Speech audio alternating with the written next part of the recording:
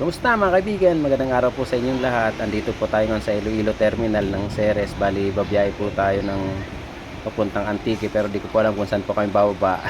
Bahala na po yung mga kasama ko. Ito yan po. Sa ano? San Joaquin? Miyaga. Saan tayo? Saan tayo ba? Sa harap, ay, di. Hindi. Ito na lang. Ito na lang? Diyan lang kami subang. Diyan kami subang. Hindi ka mo.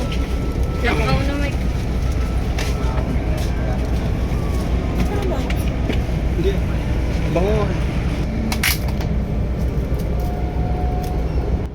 Ito mga kaibigan, bali first time ko na sumakay ng bus dito sa Visayas. Pabiyahe po pero tingnan nyo naman po, napakaganda po pala ng bus ng series dito na bumabiyahe. Tapos ayan po yung mga schedule. Bali ang last trip po yata nila alas 8 ng gabi. Dito po yan sa Iloilo Terminal. Hindi ko pa alam kung anong lugar to dito sa Iloilo. Maganda at malinis po ang bus mga lods, mga kaibigan. Tapos malakas din po yung aircon dito. The Holy Spirit, in the fullness of their glory and light. Grant us, O Lord, with your caring hands and watchful eyes, that no one shall be hurt as we pass by.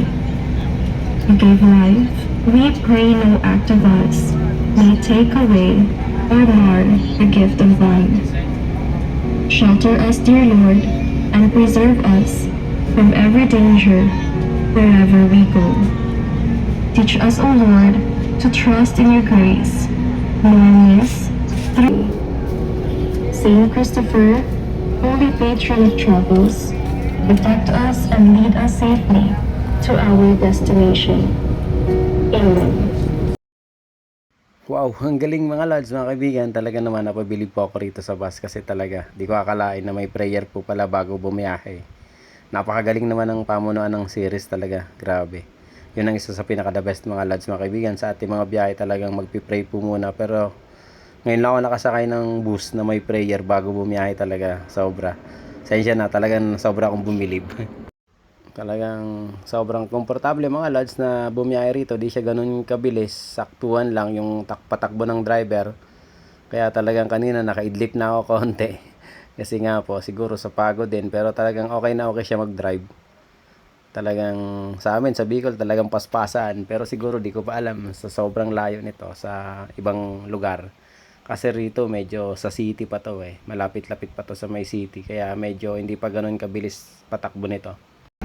Okay na okay mga lods, yung patakbo ng driver di siya ganun kabilis, saktuhan lang, kaya talaga nakakaidlip po ako. Pero mayroon kasi talagang ibang driver na talagang di ganun kaingat. Siguro nagkataon lang po yun na mayroon talagang ganun. Minsan po kasi may mga bagay o kaya pangyayari na di po natin naasahan, talagang may aksidente. Pero hanggat maaari, kaya natin iwasan, basta maging maingat lang po talaga yung mga driver. Di naman lahat ng driver ganun, pero may mga halos may ibang mga kumpanya po talaga na talagang na-aksidente po talaga yung kanilang mga bus. Kaya sana importante na mapangalagaan po natin ang ating mga pasahero. Pero ito mga lods, okay na okay po siya kahit na medyo malayo na po kami sa city at di ko po alam lugar na to, pero talagang napakaganda nito mga lods, mga kaibigan, itong lugar na to. Ito mga lods, medyo sabi ng kasama ko na medyo malapit-lapit na daw po kami sa amin na bababaan. Bukod nga po doon mga lods, maingat po yung aming driver. Laging may palabas po yung TV nila. Talagang hindi kayo mainip sa biyahe. At bukod doon, talaga napakaganda po ng bus kasi malakas po yung aircon. Sa panahon ngayon na medyo mainit po kasi ngayon dito sa Iloilo na pagpunta po namin dito, kaya talagang okay na okay po yung bus. Tapos malinis po siya, tapos dalawahan lang po siya kaya hindi po siya ganun kasikip. Ang isa pa mga lods, mga kaibigan, sa talaga napansin ko rito sa Iloilo, napakababait ng mga tao, sobra. Kahit anong itanong nyo, talagang sasagutin kayo ng maayos.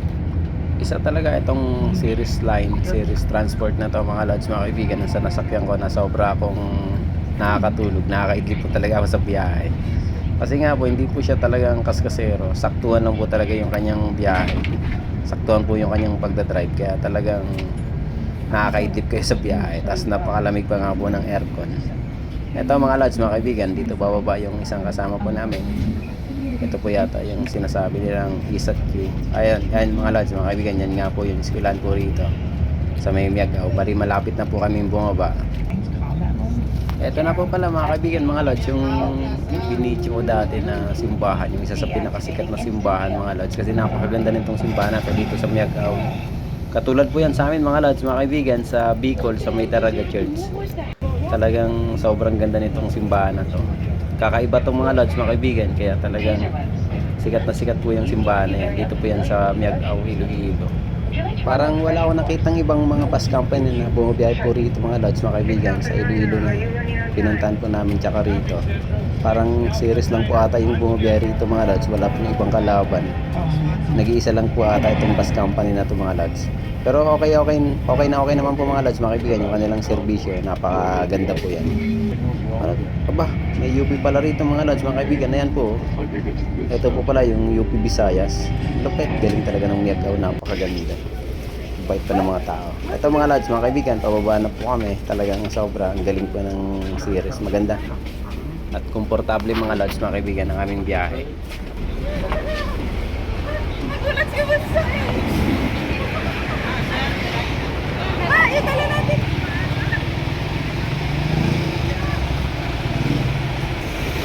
Sino sama mo? Kaya pala sabi si